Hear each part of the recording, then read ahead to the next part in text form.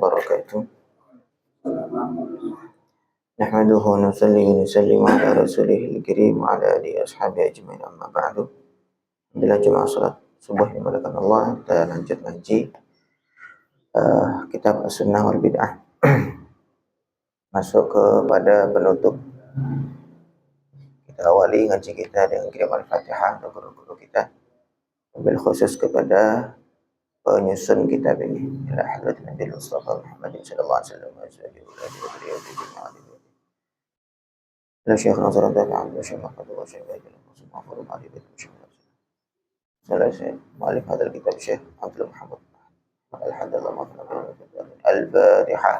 أعوذ بالله من الشيطان الرجيم. بسم الله الرحمن الرحيم. الحمد لله رب العالمين الرحمن الرحيم مالك يوم الدين. إياك نعبد وإياك نستعين اهدنا الصراط المستقيم صراط الذين أنعمت عليهم غير المغضوب عليهم ولا الضالين آمين.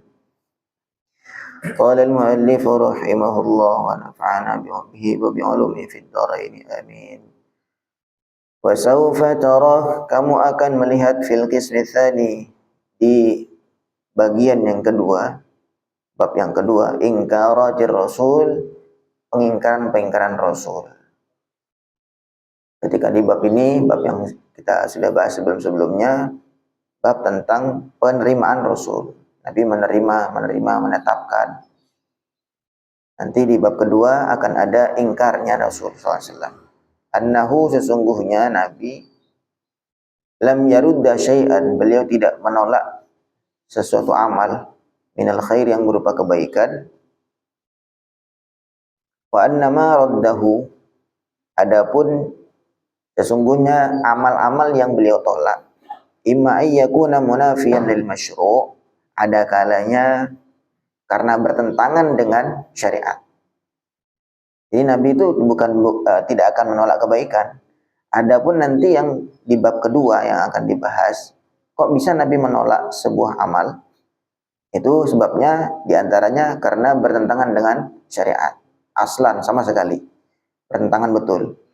Contoh sujud li ghairillah. Contoh seperti sujud kepada selain Allah. Ada orang sujud kepada baginda Nabi sallallahu alaihi wasallam, maka Nabi ngelarang, tidak boleh sujud kepada selain Allah, tidak boleh. Karena bertentangan dengan syariat, maka Nabi ngelarang. Au kana musadiman linnas, atau bertabrakan atau berbenturan dengan nas, dengan dalil yang jelas. Kanadril mar'ati, seperti nadarnya seorang wanita, antahujja, supaya dia berhaji, ghairu mukhtamiratin, dengan tidak berkerudung. Kalau laki-laki kan memang tidak boleh nutup kepala. Jadi kalau perempuan tidak apa-apa. Sedangkan ada si wanita, dia bernazar, saya akan haji nggak pakai kerudung. Maka ini musadim linnas, berbenturan dengan nas. Maka tidak boleh, dilarang sama Nabi. Wa ka ifradi yaumil jum'ati bisyam. Ada juga seperti contohnya mengkhususkan hari Jumat dengan puasa. Memang Nabi melarang, tidak boleh mengkhususkan hari Jumat dengan puasa. Khusus hari Jumat saja puasanya. Kalau hari Jumat mau puasa, mesti dibarengi dengan Kamisnya atau dengan Sabtunya. Hari Jumat puasa itu dilarang sama Nabi sallallahu alaihi wasallam. Aukana, atau amal itu laisa minal ibadati aslan, bukan merupakan ibadah sama sekali. Kata'dzibin nafsi, seperti menyiksa diri, bima laisa bimasyru', dengan hal-hal yang tidak disyariatkan. Kama fi hadis Abi Israil, seperti hadis yang menceritakan seorang namanya Abu Israil, min nadrihi, bahwa dia bernazar al-qiyamah, untuk berdiri terus, wa adamal qu'udi, dan dia tidak akan duduk, wa adamal istidlal, dan dia tidak akan berteduh. Pokoknya dia nazar mengharuskan dirinya sendiri berdiri terus, nggak akan duduk, dan akan panas-panasan terus, tidak akan berteduh. Nah, itu menyiksa diri, maka Nabi melarang, jangan begitu. Wa hunaka qismun akhar, dan di sana nanti ada bagian lain. Lam yaruddar rasul, Nabi tidak menolak, fihi, di dalamnya, aslal ibadati, pokok dari ibadah itu. Di bagian lain Nabi tidak melarang intinya ibadah itu sendiri. Kalau yang tadi contoh-contoh tadi kan, seorang wanita nazar haji untuk dia berkerudung. Nabi ngelarang, jangan dikerjakan itu sama sekali. Nah, ada nanti di bagian lain Nabi melarang, Nabi tidak menolak pokoknya amalnya itu sendiri nggak ditolak. Wa inna ma arsyada, tetapi Nabi memberikan arahan ila rifqi bin nafsi, untuk sayang kepada diri sendiri. Untuk sayang kepada diri sendiri. Wa adamit tasyaddud, dan menghilangkan kekerasan atau ekstrim lah. Biltizami ma, dengan mengerjakan amalan ya'jizu anhul insan, yang tidak mampu dikerjakan oleh manusia. Jadi kadang-kadang Nabi bukan melarang asal atau pokok ibadah itu sendiri, tapi Nabi, kamu jangan begitu, diri kamu itu disayangi. Misalkan sholatnya kepanjangan, dia sholatnya sampai 100 rakaat begitu. Padahal dirinya enggak mampu. Tapi saking semangatnya, Nabi bukan melarang jangan sholat, tetapi kamu sayangi diri kamu sendiri. Atau dengan mengerjakan amalan yakunu sababan fi dhiya'il huquq, yang mana mengerjakan amal itu bisa menjadikan terbengkalainya hak-hak wal wajibat, dan kewajiban-kewajiban al-ukhra yang lain. Karena saking semangatnya ibadah, akhirnya melalaikan hak-hak dan kewajiban yang lain. Haknya istri, anak dia tinggalkan, akhirnya ya terbengkalai. Maka Nabi SAW memberi arahan-arahan, bukan melarang amalan itu sendiri. Paham ya? Jadi ada yang dilarang, memang asli amalan itu dilarang. Jangan sujud kepada makhluk, itu sujudnya itu dilarang. Tapi ada yang lain, Nabi melarang bukan amalannya itu, tetapi memberi arahan yang lebih baik. Contoh misalkan kayak menyayangi diri sendiri, ada hak-hak dan kewajiban yang harus dikerjakan selain sebuah amalan itu. Wa fiha, dalam riwayat, qauluhu sallallahu alaihi wasallam, sabda Nabi sallallahu alaihi wasallam, inna li nafsika 'alaika haqqan. Badan kamu itu ada haknya. Badan kamu itu ada haknya untuk istirahat, ada haknya untuk relax. Wa inna li ahlika 'alaika haqqan. Keluarga kamu juga ada haknya. Wa li zaujika 'alaika haqqan. Istrimu atau pasangan hidupmu juga ada haknya. Fa'ati kulladzi haqqin haqqahu, maka masing-masing memiliki hak, berikanlah haknya. Itu kata Nabi SAW dalam memberi nasihat kepada orang-orang yang beberapa orang yang mengerjakan amalan dengan tasyaddud, ekstrim.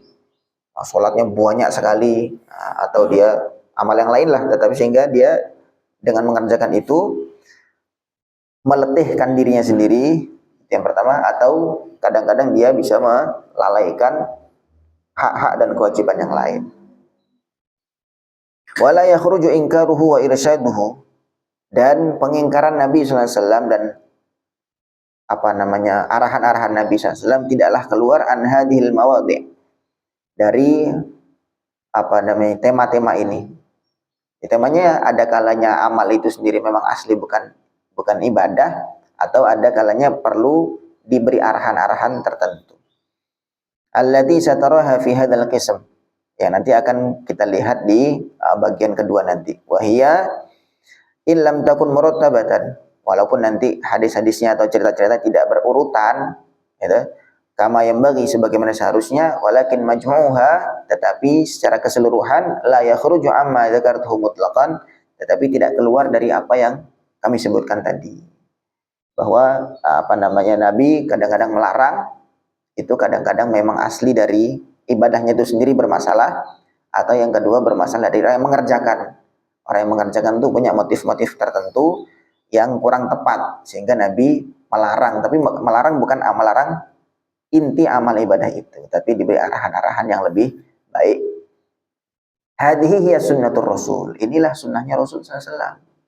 Dan Rasul bukan langsung tiba-tiba ada hal baru langsung dilarang, enggak begitu.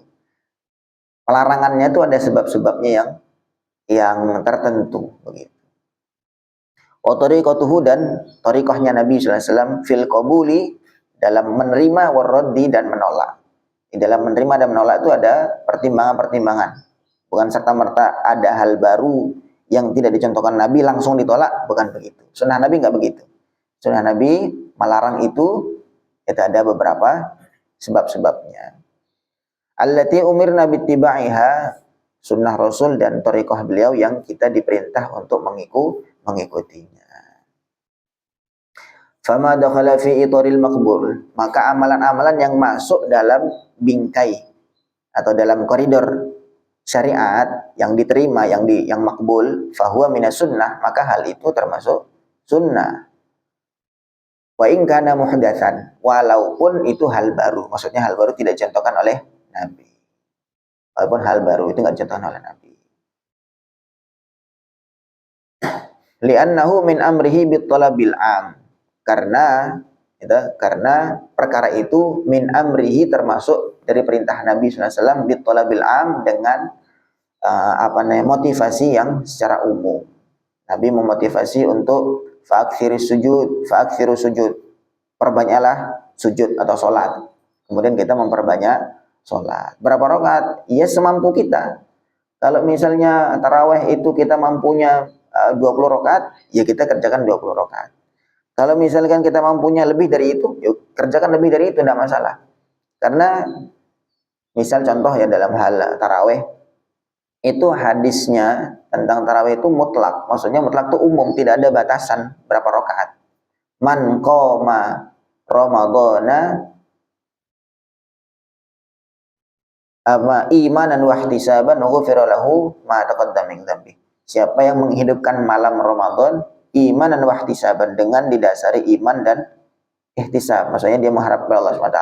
Dan berapa? Menghidupkan malam itu ya tidak hanya 20 rakaat. Kalau bisa ya sampai sahur begitu. Sehingga jumlah rakaat itu bukan menjadi kunci. Sehingga kalau lebih dari ini langsung bid'ah atau bid'ah, enggak. Karena ada perintah umum begitu sehingga tidak perlu dibatasi. Kalau mampunya banyak ya lebih banyak lagi. Kalau tidak mampu maka jangan memaksakan diri begitu. Walaysa huwa minal bid'ah, dan hal yang masuk dalam sunnah tadi itu bukan termasuk bid'ah. Al-muradati fil hadis, yang dimaksud di dalam hadis kullu bid'atin dhalalah itu. Wa ma dakhala fi itaril mardud, kemudian hal-hal yang masuk dalam koridor mardud yang ditolak dalam agama, fahuwal bid'atun dhalalatu, maka itulah bid'ah yang sesat, al-muradatu fil hadis, yang dimaksud di dalam hadis kullu bid'ah itu. Al-mufassarah, yang ditafsiri, yang dijelaskan, bi tariqatihi wa sunnatihi fir raddi, dijelaskan dengan cara dan sunnah Nabi di dalam menolak. Bagaimana cara Nabi menolak? Oh, berarti hal tersebut kalau memang Nabi melarang inti amal itu, berarti itulah bid'ah. Itulah hal yang tertolak begitu. Falaisa takhsisul hadis, tidaklah mengkhususkan hadis. Bi annal murada bil bid'ati huwal bid'atu syar'iyyah, bahwa kan hadisnya kullu bid'atin dhalalah, setiap bid'ah adalah dhalalah, sesat. Kemudian kita mengkhususkan, kan semua bid'ah ada hal baru, misalnya begitu. Kemudian kita mengkhususkan, oh maksudnya hal baru itu yang tidak ada dalilnya secara syariat, bukan hal baru yang semua baru yang tidak dicontohkan Nabi, tidak begitu. Nah, pengkhususan itu natijun an hawa, bukanlah muncul dari hawa nafsu. Au ma syakalahu, atau hal yang sesuai dengan hawa nafsu. Kama yaz'umul jahilun, sebagaimana disangka oleh orang jahil. Orang jahil, orang yang enggak ngerti, mereka mengira bahwa mengkhususkan hadis tersebut itu muncul dari hawa nafsu, karena supaya bisa berbuat amal baru begitu. Nah, sehingga itu maksudnya bukan bid'ah yang ditolak Nabi, ini bid'ah yang diterima Nabi, ini bid'ah yang bagus. Dikiranya karena supaya kita bisa berbuat amal-amal baru. Contoh misalkan kayak maulid misalkan begitu. Ini kan nggak ada zaman Nabi. Orang jahil, orang yang tidak mengerti, mereka mengatakan wah ini bid'ah karena nggak dibuat oleh Nabi, nggak dibuat oleh para sahabat, kan begitu. Dan ini maksudnya pengkhususan bid'ah di dalam hadis kullu bid'atin dhalalah itu bukan muncul dari hawa nafsu, bukan. Walakinnahu, tetapi tafsirun laha, ada penjelasan. Taksis itu memang jelas, justru penjelasan bisunnati Rasulullah sallallahu alaihi wasallam wa tariqatihi, dengan sunnah Nabi sallallahu alaihi wasallam, caranya Nabi sallallahu alaihi wasallam. Ternyata Nabi mengucapkan kullu bid'atin dhalalah, tetapi dijelaskan oleh sikap Nabi sallallahu alaihi wasallam dalam kehidupan sehari-hari. Ternyata tidak semua hal baru langsung beliau tolak, kan gitu. Berarti kan kita juga ambil kesimpulan bahwa tidak semua kebaikan, tidak semua hal baru itu ditolak. Perlu dilihat ada sebabnya. Wa hal fawqa tafsirillah wa rasulihi tafsirun. Maka apakah ada tafsir yang lebih baik daripada tafsirnya Allah dan Rasulnya sendiri? Ya kan Nabi sendiri yang menjelaskan itu melalui perilaku atau sikap-sikap Nabi Shallallahu Alaihi Wasallam. Maka mana tafsir yang lebih baik? Kita kan menafsiri, beberapa orang jahil yang tidak ngerti mengatakan pokoknya semua bid'ah yang nggak dicontohkan Nabi, nggak contoh sahabat, ya sudah itu namanya bid'ah. Begitu. Dia mengambil kesimpulan dari mana itu?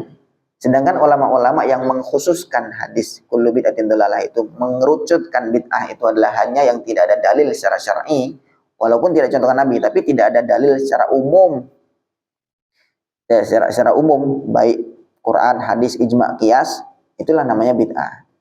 Adapun masih ada dikiaskan, masih ada dalil masuk dalam dalil secara umum, itu berarti bukan bid'ah. Begitu. Maka dia mengambil penafsiran dari baginda Nabi Shallallahu Alaihi Wasallam sendiri.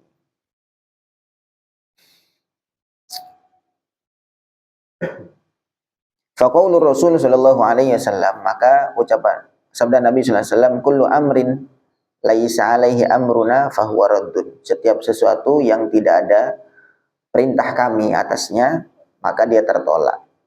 Yufassiru, itu menafsirkan haditsal Irbad wa nahwahu, menafsirkan hadisnya Irbad bin Sariyah yang tentang kullu bid'atin dhalalah itu. Jadi apa yang tidak masuk di dalam agama. Jadi kalau di dalam hadisnya Irbad bin Sariyah, kullu bid'atin dhalalah, setiap bid'ah itu sesat. Tapi kemudian ditafsiri oleh sabda Nabi yang lain, yaitu kullu amrin laisa alaihi amruna, segala sesuatu yang tidak termasuk dalam agama, tidak termasuk di dalam koridor agama. Nah, berarti kan harus ditimbang dulu, begitu, bukan tidak serta-merta hal baru langsung ditolak. Itu tafsirnya. Wa tariqatur Rasul sallallahu alaihi wasallam tufassiru amrahu wa muradahu. Tariqahnya Nabi SAW menafsirkan, menjelaskan perintah beliau dan kehendak beliau sendiri. Fa kullu ma kana min dinihi wa amrihi, maka segala amal yang masuk dalam agama dan perintah Nabi SAW, wa tashhadu lahun nusus, dan dikuatkan dengan dalil nas-nas, wal qawaidu, dan kaidah-kaidah agama, bi annahu minhu, bahwa sungguhnya segala sesuatu itu masuk di dalam agama, falaysa bil bid'ati dhalalah, maka bukan termasuk bid'ah yang sesat. Wa in kana muhdatsan, walaupun itu baru alias tidak dicontohkan. Wa in summiya bid'atan min haitsul lughah, walaupun memang disebut sebagai bid'ah secara lughah, secara bahasa. Bid'ah itu artinya baru, secara bahasa baru. Tapi baru itu kan maknanya luas, nah. Baru itu kan maknanya luas. Secara bahasa bisa dikatakan memang baru. Contoh misalkan bentuk bangunan masjid seperti ini kan baru ini. Baru. Tidak dicontohkan oleh Nabi sallallahu alaihi wasallam. Nabi masjidnya ya pakai pelepah kurma kalau kita mau ikut sunnah. Kan gitu. Enggak usah pakai karpet, enggak usah pakai keramik, langsung tanah. Kan gitu. Tapi kan model seperti ini kan baru, pakai kipas angin, pakai lampu kan gitu. Pakai AC segala. Ini kan hal baru ini, gitu. Secara bahasa dikatakan bid'ah secara bahasa. Tetapi kalau masih di dalam koridor syariat, maka itu tidak tertolak. Tidak tertolak, bukan hal yang madmum. Kama qala Umar, sebagaimana perkataan Sayyidina Umar, ni'matil bid'atu, sebaik-baik bid'ah. Nabi Sayyidina Umar ketika cerita tentang taraweh, beliau melihat orang taraweh, beliau mengumpulkan waktu zaman Nabi sama Abu Bakar itu taraweh orang sendiri-sendiri, pokoknya sendiri-sendiri lah pokoknya.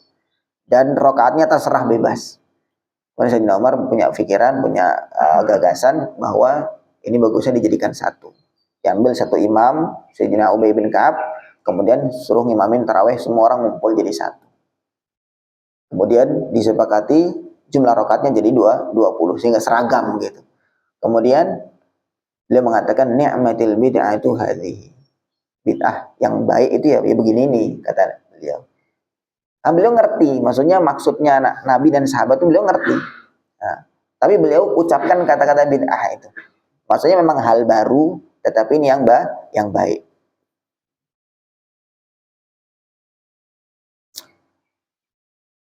Wa kama qala Ibnu Umar, dan juga sebagaimana perkataan Ibnu Umar, wa ma uhditsa syai'un ahabbu ilayya minha. Tidak ada sesuatu yang baru, tidak ada sesuatu yang diperbuat baru, ahabbu ilayya minha, yang lebih aku cintai daripada hal tersebut. Kalau nggak salah ini tentang sholat duha, kalau nggak salah sholat duha di masjid. Saya lupa riwayatnya. Pokoknya Ibnu Umar, anaknya Sayyidina Umar juga mengatakan, tidak ada hal baru yang lebih aku cintai daripada hal ini. Berarti memang hal baru secara bahasa, tetapi secara syariat itu masih masuk di dalam sunnah. Fa'idlaquhuma, maka keduanya Sayyidina Umar dan Ibnu Umar itu memutlakkan, maksudnya mengucapkan lafzul bid'ati, lafaz bid'ah, alal mamduhi, terhadap amalan yang terpuji, sharihun, adalah sebuah kejelasan, fi annahuma aradal lughawiyah, bahwa Sayyidina Umar dan Ibnu Umar itu menghendaki, maksudnya bid'ah itu secara bahasa, maksudnya baru secara bahasa saja, bukan baru dalam hal agama, tapi baru secara bahasa saja.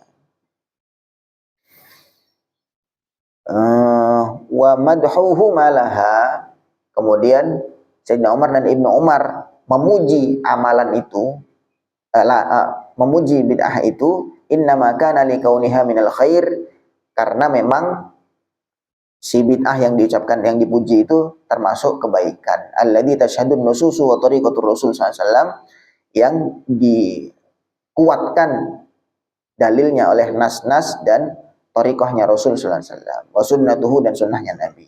Annahu ghairu muradin bil bid'ati syari'atil muradati fil hadis, bahwa hal itu tidak termasuk di dalam bid'ah yang dikehendaki, yang dimaksud di dalam hadis, kullu bid'atin dhalalah. Wa sahabatu, sedangkan para sahabat, a'rafun nasi biddin wa bil lughah, mereka para sahabat itu paling ngerti dengan agama, paling ngerti mereka, dan juga dengan bahasa Arab. Mereka memang santrinya langsung dari Nabi sallallahu alaihi wasallam, masa mereka nggak ngerti? Masa lebih ngerti kita yang jauh dari Nabi, jauh dari para sahabat.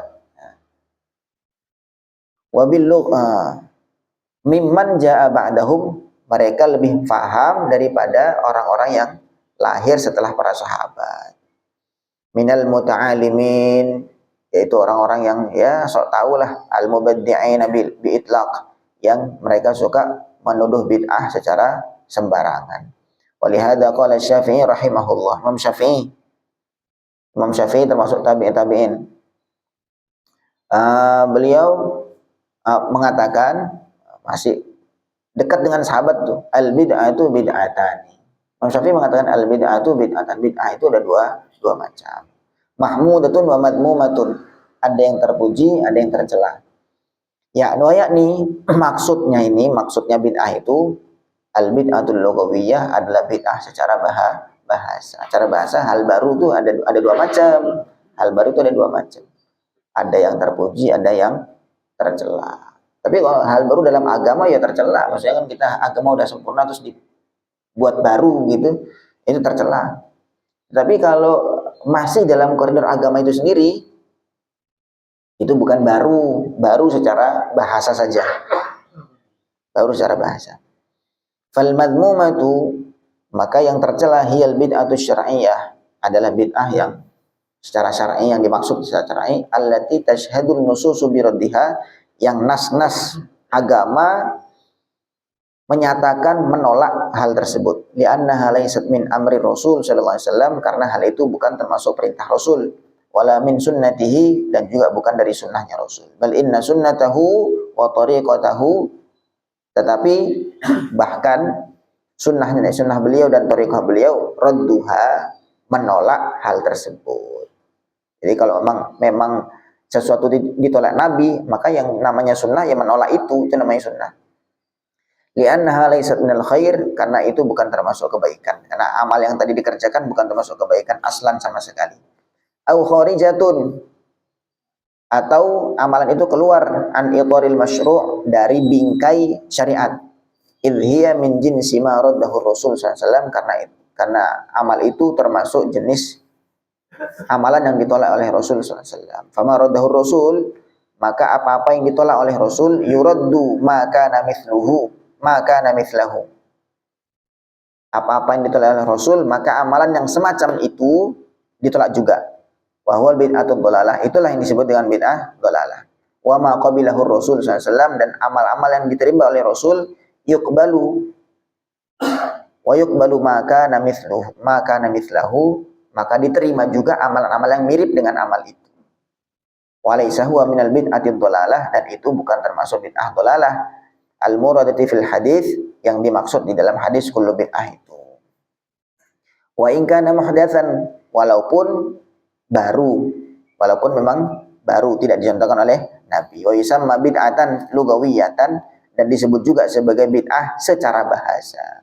Wa bid'atan hasanatan, atau juga disebut dengan bid'ah hasanah, bid'ah yang baik, hal baru secara bahasa tapi baik. Tamyizan lahu anis sunnati dzatiyah, sebagai pembeda antara memang sunnah yang asli, sunnah dzatiyah, memang secara asli memang sunnah, maksudnya dicontohkan oleh Nabi SAW.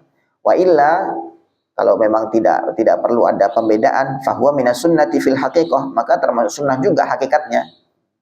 Misalkan orang tadi tuh sholat tarawih lebih dari 20, misalkan dari 20 ya 30 rakaat misalkan gitu. Kan enggak dicontohkan oleh Nabi, tidak ada contohnya. Ini termasuk bid'ah yang baik begitu. Secara bahasa itu bid'ah hal baru, tetapi baik karena masih dalam perintah umum. Siapa yang menghidupkan malam Ramadan dengan iman dan mengharap pahala kepada Allah, maka ghufira lahu ma taqaddama min dzambi, dosa-dosanya diampuni. Ini termasuk namanya bid'ah hasanah. Kenapa dikatakan bid'ah hasanah? Karena supaya membedakan memang membedakan dengan sunnah yang dzatiyah, sunnah yang memang asli, sunnah dicontohkan oleh Nabi dan sahabat. Sunnah dzatiyah contohnya kayak salat tarawih dengan 20 rakaat misalkan, itu sunnah dzatiyah karena dicontohkan oleh sahabat. Nah, kalau yang demikian tadi yang lebih dari 20 misal itu sunnah hasan, bid'ah hasanah. Tapi hakikatnya itu masuk sunnah juga hakikatnya, karena masih di dalam mengerjakan perintah umum dari Nabi Shallallahu Alaihi Wasallam. Wa yu'abbaru anhu ulama'una, dan ulama-ulama kita juga memberi ungkapan bil mustahab lidzalika awil mandub, dengan ungkapan mustahab atau mandub dalam istilah-istilah fikih itu. Wallahu a'lam. Ini kata-katanya cuma diulang-ulang begitu saja tentang bid'ah dan sunnah ini. Bahwa tolak ukurnya adalah apakah syariat itu menolak atau menerima. Kalau ditolak ya ditolak juga, kalau diterima ya diterima. Jadi tolak ukurnya bukan apakah dicontohkan Nabi atau tidak, bukan itu, tetapi apakah diterima oleh syariat atau tidak. Wallahu a'lam. Ini sudah habis bab pertama. Besok insyaallah pertemuan berikutnya masuk bab kedua, pengingkaran Rasul terhadap hal-hal yang baru. Bisa difahami nih? Mudah-mudahan bisa dipanggil. Ada yang bertanya?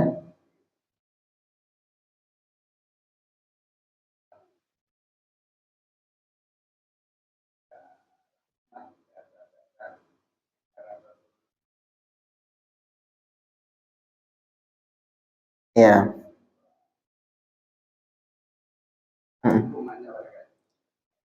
Baik. Jadi sekali lagi ya, tolak ukurnya sebuah amal itu ditolak. Sebuah amal ditolak itu bukan murni dari karena tidak dicontohkan oleh Nabi, itu keliru. Kalau kita menolak sebuah amal, tidak boleh. Kenapa nggak boleh? Karena nggak dicontohkan oleh Nabi dan sahabat. Itu keliru. Tolak ukurnya seperti Nabi. Nabi mengingkari, kan Nabi kan sahibus syariah, sebagai pengatur syariat kan begitu. Maka Nabi ada kalanya menolak amal. Satu, karena memang amal itu bertentangan dengan syariat. Bertentangan dengan syariat. Contoh misalkan memang sujud kepada selain Allah. Itu bertentangan dengan syariat sama sekali. Maka Nabi tolak. Amalan itu intinya ditolak. Atau yang kedua, musadim linnas, berbenturan dengan nas, berbenturan dengan apa namanya, ya sudah teks lah dalam Al-Quran itu. Atau di dalam hadis. Contoh misalkan kayak apa namanya, si wanita tadi mau haji tanpa nggak pakai kerudung, itu juga nggak boleh ditolak oleh Rasul SAW. Atau yang ketiga, sebabnya karena itu sendiri bukan ibadah. Amalan yang dikerjakan itu bukan ibadah. Kalau tadi sujud itu kan, sujud termasuk ibadah, tetapi kan caranya beda. Caranya ya sujud kepada Allah dalam sholat begitu. Tapi kalau sujud kepada selain Allah, maka ini ya tidak masyru'. Sujud itu ibadah, tetapi kalau kepada selain Allah, ya ibadah kepada Allah yaitu tidak boleh di dalam syariat, sehingga ditolak oleh Nabi. Atau memang amalan itu sendiri bukan ibadah, maka Nabi, maksudnya itu bukan ibadah tapi diyakini ibadah oleh yang mengerjakan gitu loh. Kayak seseorang nazar untuk berdiri terus, nggak mau duduk, pokoknya saya berdiri terus, nggak mau tidur, maka pokoknya berdiri terus, nggak akan duduk, nggak akan berteduh. Dia pikir nazar seperti itu dapat pahala begitu loh. Tetapi itu kan bukan ibadah, maka Nabi menolak hal itu di dasar-dasarnya. Atau yang kedua, penolakan Nabi bukan inti ibadah itu sendiri yang ditolak, tetapi yang ditolak adalah apa namanya, caranya yang terlalu ekstrim, sehingga Nabi bukan menolak bahasanya, tapi memberi arahan-arahan yang lebih lembut. Sayanglah kamu kepada diri sendiri gitu. Misalkan kayak tadi sholat taraweh, misal sholat malam dia 100 rakaat misalkan begitu. Maka Nabi melarang kamu jangan begitu. Sayangi diri kamu sendiri, badan kamu punya hak untuk istirahat juga. Berarti yang ditolak apanya? Apa sholat 100 rakaat ditolak? Bukan, tetapi ekstrimnya yang ditolak begitu. Ya sholat monggo silakan, tetapi ya dikurangilah, mungkin jadi 50 rakaat saja begitu kalau kamu pengen semangat begitu. Jadi kita mesti ngerti bagaimana cara penolakan Nabi gitu loh. Tapi bukan serta-merta Nabi nolak langsung kita tolak juga. Tapi kita harus lihat, ulama itu begitu, ditimbang Nabi menolaknya karena apa begitu. Sehingga kita juga menolaknya juga sesuai dengan cara penolakan baginda Nabi Shallallahu Alaihi Wasallam. Nah, yang mengerti ini ya para ulama, yang mengerti kajian tentang hadis ini itu. Cuma maksudnya kita biar ngerti bahwa menolak amal itu bukan sesuatu yang mudah. Kita mudah sekali menolak sebuah amal yang tidak cocok sama kita, kan dasarnya itu kadang-kadang. Karena kita nggak cocok sama dia, langsung saya tolak.